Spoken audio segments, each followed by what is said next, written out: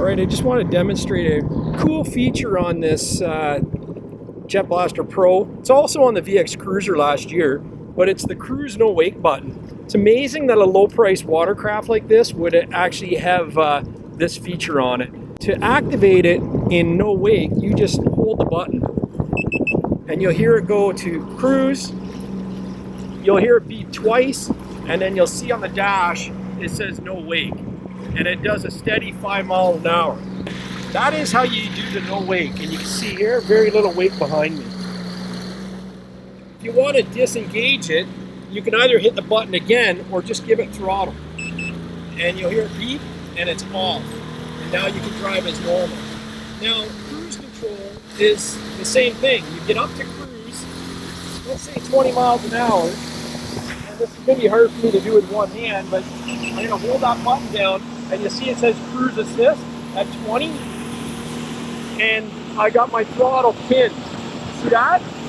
And if I want to increase the speed, that are at 19, I'm just going to bump this up, and it goes up 2 miles an hour. Now we're at 26. And if you want to go down, just bump it down.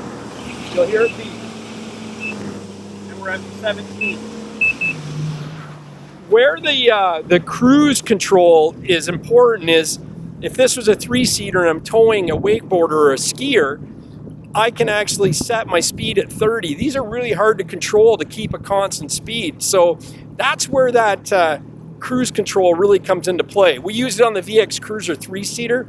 We were towing a wakeboarder last year. It worked really well. Set your cruise, adjust the speed till the skier or this wakeboarder is comfortable, and then you can just hold the throttle pinned until the skier is down, let off, it'll actually disengage, and away you go.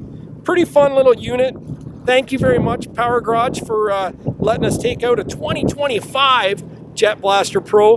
We had an absolute blast this week, and we're truly going to miss this unit. We really are.